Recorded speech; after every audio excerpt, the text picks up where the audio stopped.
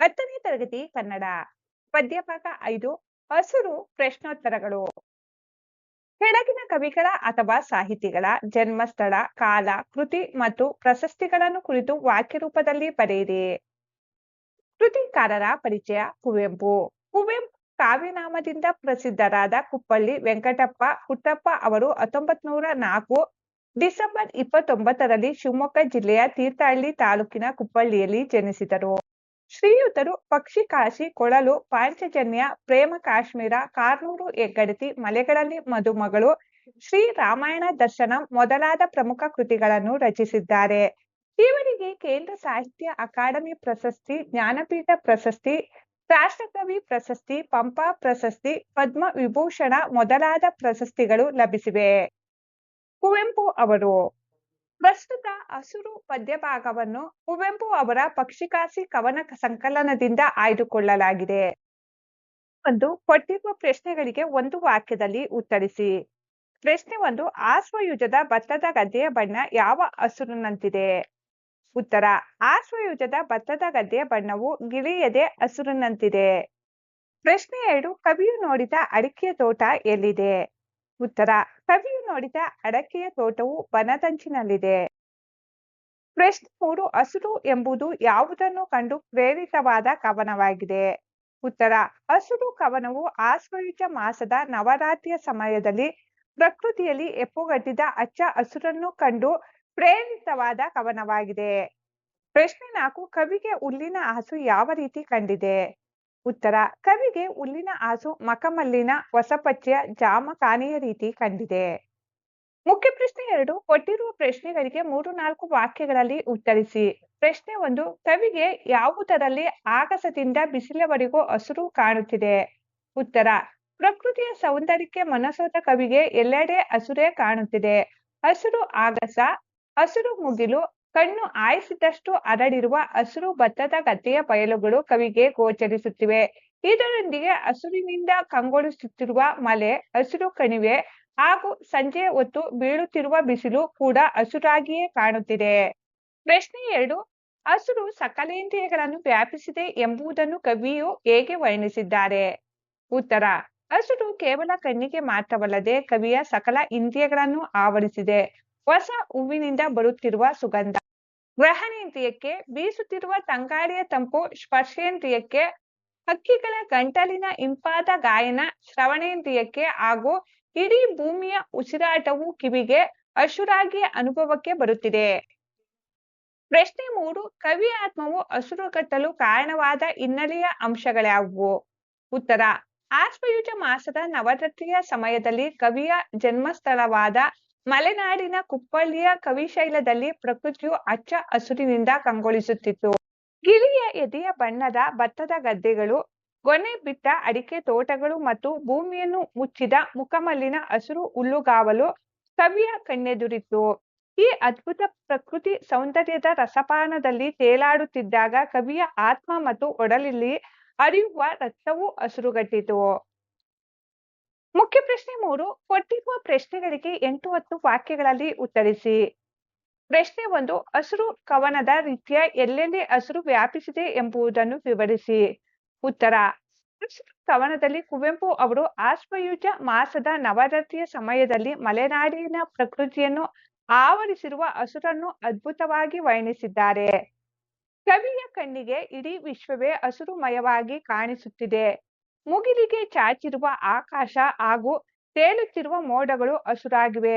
ಕಣ್ಣು ಹಾಯಿಸಿದಷ್ಟು ಹರಡಿರುವ ಭತ್ತದ ಗದ್ದೆಯ ಬಯಲುಗಳು, ಎತ್ತರದ ಮಲೆ ಹಾಗೂ ಆಳವಾದ ಕಣಿವೆಗಳು ಹಸುರಿನಿಂದ ತುಂಬಿವೆ. ಇಷ್ಟೇ ಅಲ್ಲದೆ ಸೂರ್ಯ ಮುಳುಗುವ ಸಂಜೆಯ ಹೊತ್ತಿನಲ್ಲಿ ಮೂಡುವ ಬಿಸಿಲು ಕೂಡ ಕವಿಗೆ ಹಸುರಾಗಿಯೇ ಕಂಗೊಳಿಸುತ್ತಿದೆ. ಪ್ರಕೃತಿಯ ಈ ಹಸುರು ಕವಿಯ ಸಕಲ ಇಂದ್ರಿಯಗಳನ್ನು ಆವರಿಸಿದೆ. ಹೊಸದಾಗಿ ಅರಳಿದ ಹೂವಿನ ಪರಿಮಳ, ಬೀಸುವ ತಂಗಾಳಿಯ ತಂಪು, ಹಕ್ಕಿಗಳ ಇಂಪಾದ ಕಂಠದ ಗಾಯನ ಹಾಗೂ ಈ ಇಡೀ ಭೂಮಿಯ ಉಸಿರಾಟವು ಹಸುರಾಗಿದೆ. ಹೀಗೆ ಕವಿಗೆ ಎಲ್ಲ ದಿಕ್ಕುಗಳಲ್ಲೂ ಕಡಲಿನಲ್ಲೂ ಹಸುರೇ ವ್ಯಾಪಿಸಿದ್ದು ಕೊನೆಗೆ ಅವರ ಆತ್ಮ ಮತ್ತು ಒಡಲಿನಲ್ಲಿ ಹರಿಯುವ ರಕ್ತವು ಹಸುರಾಗಿ ಮಾರ್ಪಟ್ಟಿದೆ. ಪ್ರಶ್ನೆ 2. ಪ್ರಕೃತಿಯ ಹಸುರು ಜೀವ ಜಗತ್ತಿಗೆ ಎಷ್ಟು ಮುಖ್ಯ ಎಂಬುದನ್ನು ಕುರಿತು ನಿಮ್ಮ ಅಭಿಪ್ರಾಯಗಳನ್ನು ಬರೆಯಿರಿ. ಉತ್ತರ: ಪ್ರಕೃತಿಯಲ್ಲಿರುವ ಹಸಿರು ಕೇವಲ ಕಣ್ಣಿಗೆ ಆನಂದ ನೀಡುವ ಬಣ್ಣವಲ್ಲ, ಅದು ಇಡೀ ಜೀವ ಜಗತ್ತಿನ ಉಸಿರು ಮತ್ತು ಬದುಕಿನ ಆಧಾರವಾಗಿದೆ ಎಂಬುದು ನನ್ನ ಅಭಿಪ್ರಾಯ. ಹಸಿರು ಸಸ್ಯಗಳು ಮತ್ತು ಕಾಡುಗಳು ಭೂಮಿಯ ಮೇಲಿನ ಸಮಸ್ತ ಜೀವರಾಶಿಗಳಿಗೆ ಪ್ರಾಣವಾಯುವಾದ ಆಮ್ಲಜನಕವನ್ನು ನೀಡುತ್ತವೆ. ಹಸಿರಿಲ್ಲದಿದ್ದರೆ ಜಗತ್ತಿನಲ್ಲಿ ಆಹಾರದ ಸರಪಳಿಯೇ ನಾಶವಾಗಿ ಯಾವುದೇ ಪ್ರಾಣಿ ಸಂಕುಲ ಬದುಕಲು ಸಾಧ್ಯವಿರಲಿಲ್ಲ. ಪ್ರಕೃತಿಯ ಹಸಿರು ಸಕಾಲದಲ್ಲಿ ಮಳೆ ಬರಲು ನೆರವಾಗುತ್ತದೆ, ಭೂಮಿಯ ತಾಪಮಾನವನ್ನು ನಿಯಂತ್ರಿಸುತ್ತದೆ ಮತ್ತು ಜಲಮೂಲಗಳನ್ನು ರಕ್ಷಿಸುತ್ತದೆ. ಕುವೆಂಪು ಅವರು ಕವನದಲ್ಲಿ ಹೇಳುವಂತೆ ಹಸಿರು ನಮ್ಮ ಇಂದ್ರಿಯಗಳಿಗೆ ಮತ್ತು ಮನಸ್ಸಿಗೆ ಶಾಂತಿ, ನೆಮ್ಮದಿಯನ್ನು ನೀಡುವ ಶಕ್ತಿಯನ್ನು ಹೊಂದಿದೆ. ಮಾನವ ದುರಾಸೆಯಿಂದಾಗಿ ಇಂದು ಹಸಿರು ಅಳಿಯುತ್ತಿದ್ದು ಜಾಗತಿಕ ತಾಪಮಾನದಂಥ ದೊಡ್ಡ ಕಂಟಕಗಳು ಎದುರಾಗುತ್ತಿವೆ. ಆದ್ದರಿಂದ ಜೀವ ಜಗತ್ತಿನ ಉಳಿವಿಗಾಗಿ ಹಸಿರನ್ನು ಉಳಿಸಿ ಬೆಳೆಸುವುದು ಪ್ರತಿಯೊಬ್ಬ ಮಾನವನ ಆದ್ಯ ಕರ್ತವ್ಯವಾಗಿದೆ.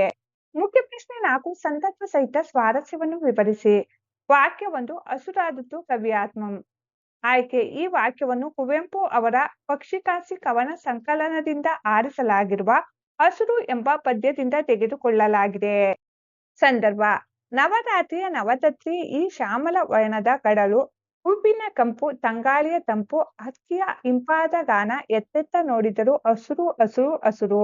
ಈ ಹಸುರಿನ ವಿಸ್ಮಯವನ್ನು ಕಂಡ ಕವಿಯ ಆತ್ಮವು ಹಸುರಾಯಿತು, ಹಸುರಿನ ರಸಪಾನದಲ್ಲಿ ಮಿಂದಿತು ಎಂದು ಪ್ರಕೃತಿಯಲ್ಲಿ ವ್ಯಾಪಿಸಿರುವ ಹಸುರಿನ ಬಗ್ಗೆ ವರ್ಣಿಸುವ ಸಂದರ್ಭದಲ್ಲಿ ಕವಿ ಈ ಮಾತನ್ನು ಹೇಳಿದ್ದಾರೆ. ಸ್ವಾರಸ್ಯ: ಪ್ರಕೃತಿಯ ಅತಿಶಯವಾದ ಹಸುರು ಸೌಂದರ್ಯವನ್ನು ಸವಿಯುತ್ತಾ ಕವಿ ಮತ್ತು ಪ್ರಕೃತಿ ಒಂದಾಗುವ ಕಾವ್ಯದ ತನ್ಮಯತೆ ಇಲ್ಲಿ ಅತ್ಯಂತ ಸ್ವಾರಸ್ಯಕರವಾಗಿ ವ್ಯಕ್ತವಾಗಿದೆ. ವಾಕ್ಯ 2, ಬೇರೆ ಬಣ್ಣವನ್ನೇ ಕಾಣೆ. ಆಯ್ಕೆ: ಈ ವಾಕ್ಯವನ್ನು ಕುವೆಂಪು ಅವರ ಪಕ್ಷಿಕಾಸಿ ಕವನ ಸಂಕಲನದಿಂದ ಆರಿಸಲಾಗಿರುವ ಹಸುರು ಎಂಬ ಪದ್ಯದಿಂದ ತೆಗೆದುಕೊಳ್ಳಲಾಗಿದೆ.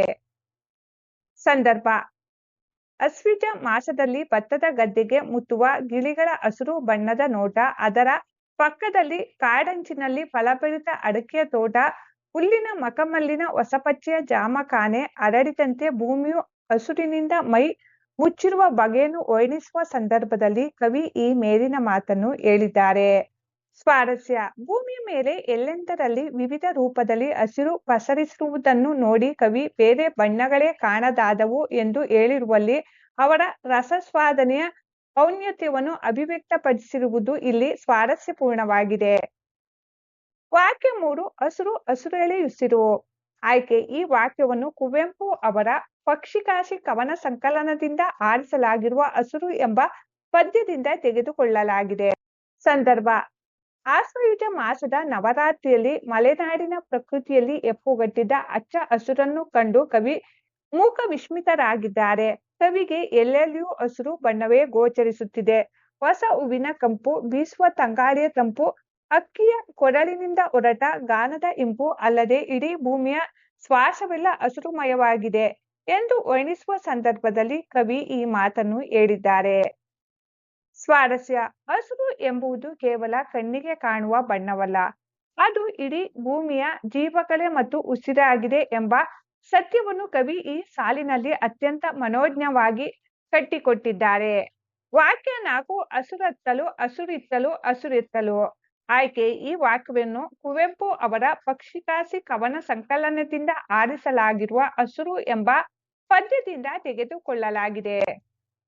ಸಂದರ್ಭ: ನವರಾತ್ರಿಯ ಈ ಶ್ಯಾಮಲ ವರ್ಣದ ಕಡಲು, ಹೂವಿನ ಕಂಪು, ತಂಗಾಳಿಯ ತಂಪು, ಹಕ್ಕಿಯ ಇಂಪಾದ ಗಾನ, ಎತ್ತೆತ್ತ ನೋಡಿದರೂ ಹಸುರು ಹಸುರು ಹಸುರು, ಅತ್ತ ಇತ್ತ ಎತ್ತಲೂ ಹಸುರೇ ಆವರಿಸಿರುವುದನ್ನು ಕಂಡು ಕವಿಯಾತ್ಮವು ಹಸಿರುಗಟ್ಟುತ್ತಲ್ಲದೆ ಅವರ ದೇಹದಲ್ಲಿನ ರಕ್ತವು ಹಸುರಾಯಿತು ಎಂದು ವರ್ಣಿಸುವ ಸಂದರ್ಭದಲ್ಲಿ ಈ ಮಾತನ್ನು ಕವಿ ಕುವೆಂಪುರವರು ಹೇಳಿದ್ದಾರೆ.